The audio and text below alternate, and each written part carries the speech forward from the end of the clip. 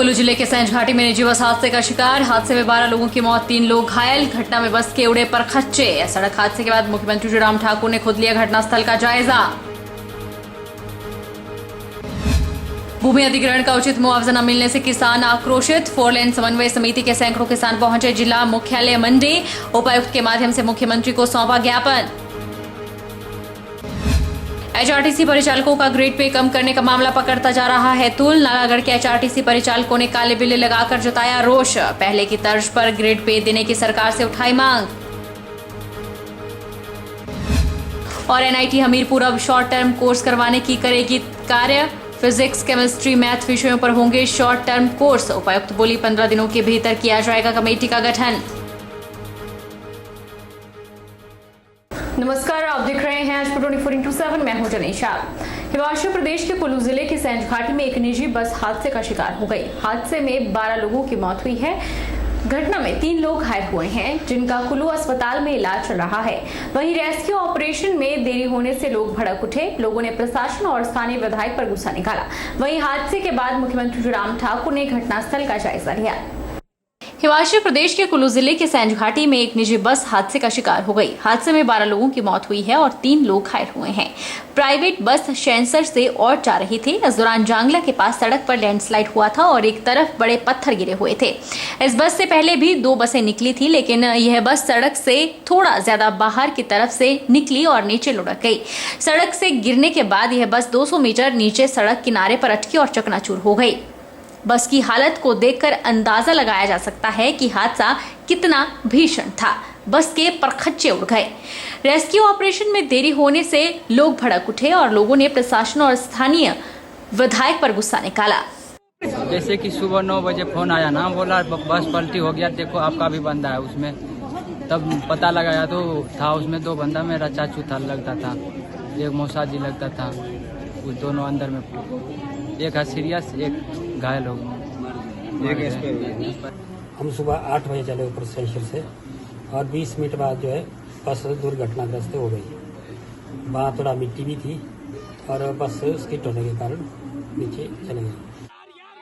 कुल्लू के सैंज में हुए बस हादसे पर मुख्यमंत्री जयराम ठाकुर ने दुख जताया है और साथ ही मृतकों को 5-5 लाख रुपए का मुआवजा और घायलों को 15-15 हजार रुपए की फौरी राहत देने की घोषणा की। साथ ही सीएम ने हादसे की न्यायिक जांच के आदेश भी दिए। मुख्यमंत्री ने हादसे के बाद घटनास्थल का जायजा लिया। यहाँ प्रभावित परिवारों से मिलकर अपनी संवेदनाएं व्यक्त की। हादसे में घायल हुए 3 लोगों को बेहतर स्वास्थ्य सुविधा प्रदान करने की बात भी मुख्यमंत्री ने कही।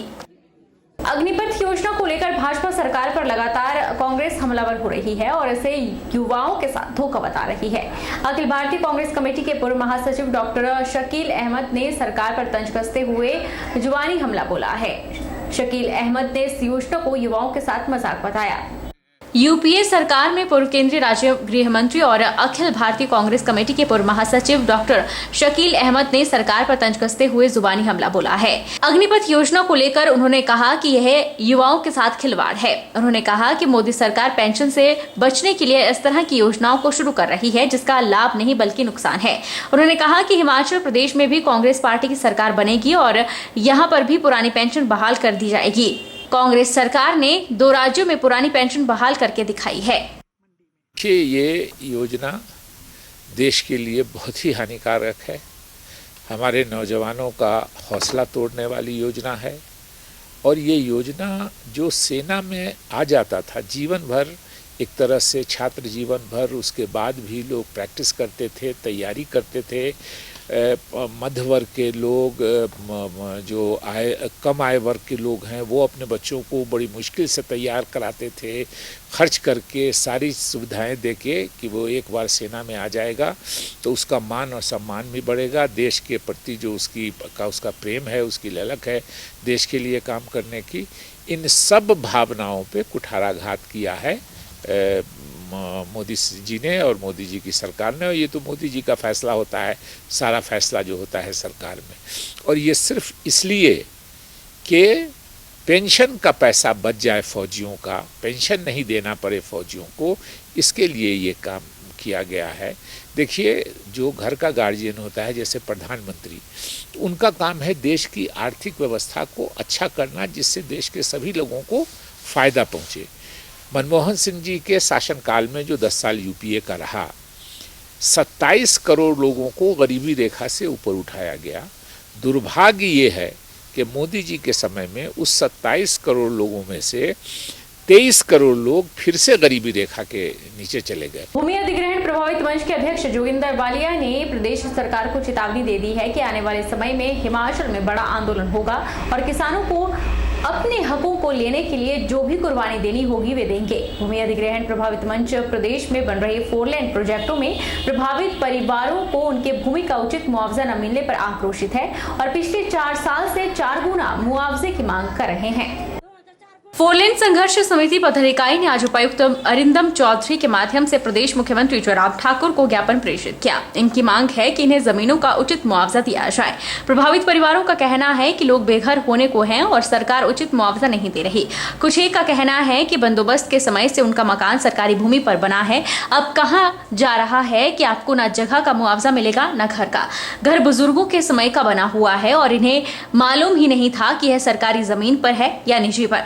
इनका कहना है कि पूरा ना सही हमें निर्माण का खर्चा तो मिले। वहीं 4 लेन समन्वय समिति गैर राजनीतिक सदर उपमंडल के अध्यक्ष वीरेंद्र सिंह ने कहा कि मंडी पठानकोट 4 लेन के चौड़ीकरण का कार्य किया जा रहा है और भूमि अधिग्रहण की उन्हें कम मुआवजा दिया गया है, जिसका वे विरोध करते हैं। उन्होंने कहा कि 4 गुना मुआवजा की मांग को लेकर प्रदेश सरकार को उपायुक्त मंडी के माध्यम से ज्ञापन प्रेषित किया गया है और उपायुक्त ने भी आश्वासन दिया है कि उनकी इस मांग को सरकार के समक्ष रखा जाएगा।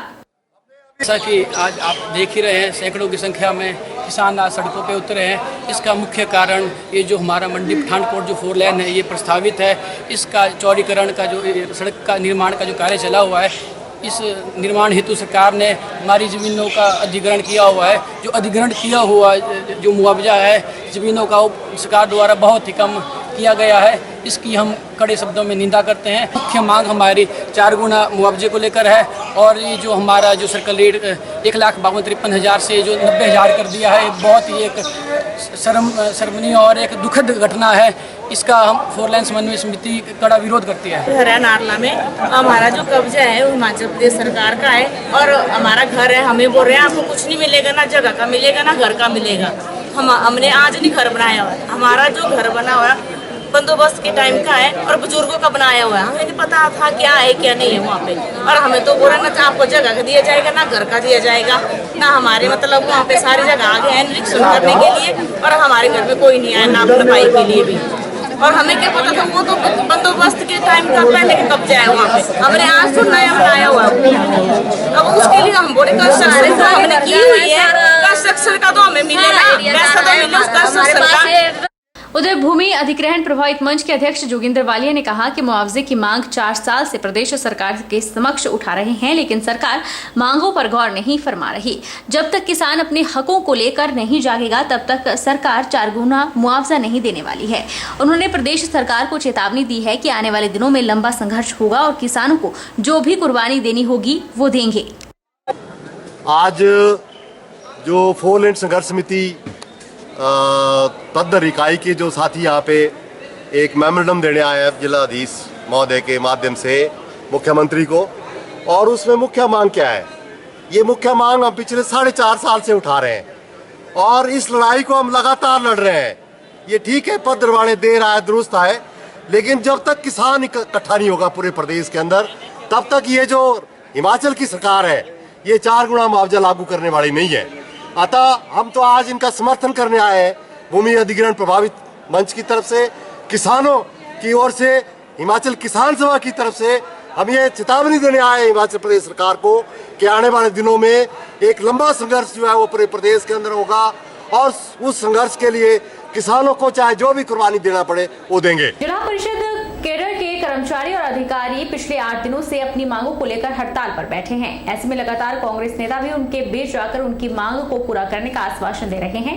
वहीं धर्मपुर ब्लॉक में कांग्रेस प्रदेश महासचिव विनोद सुल्तानपुरी ने भी कर्मचारियों की हड़ताल में हिस्सा लेकर उनको आश्वासन दिया कि कांग्रेस सत्ता में आते ही उनकी मांग को पूरा करेगी।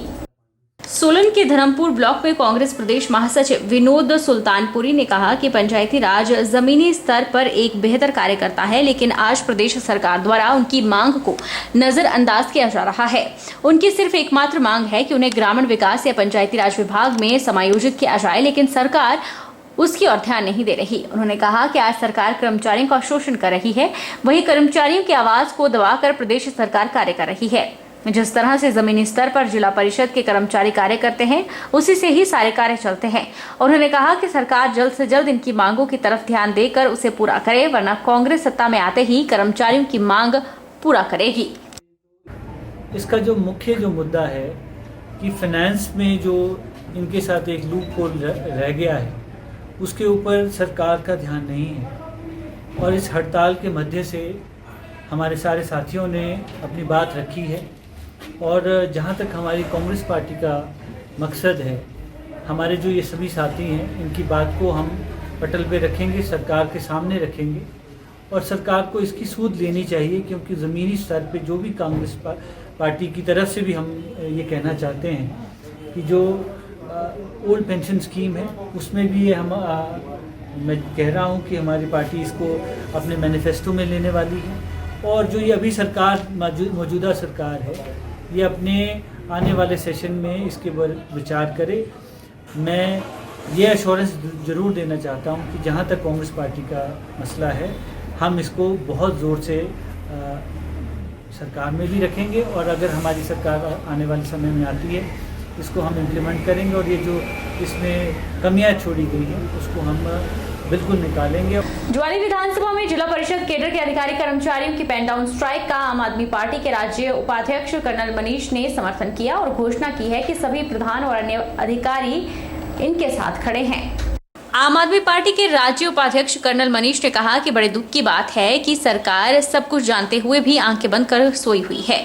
उनकी पार्टी सत्ता में आती है तो इन कर्मचारियों की जो भी मांगे हैं, हम अपने घोषणा पत्र में प्राथमिकता के आधार पर रखेंगे और पहली घोषणा यही होगी, इन सभी कर्मचारियों को सरकारी कर्मचारी घोषित किया जाए। कर्नल मनीष ने यह भी कहा कि 24 घंटे उनके साथ खड़े हैं और सोमवार को 30 पंचायतों के प्रधान, उप प्रधान, बीडीसी सदस्य, जिला परिषद सदस्य कर्मचारियों के समर्थन में पेन डाउन स्ट्राइक पर बैठे। वक्त चला है छोटे से ब्रेक का।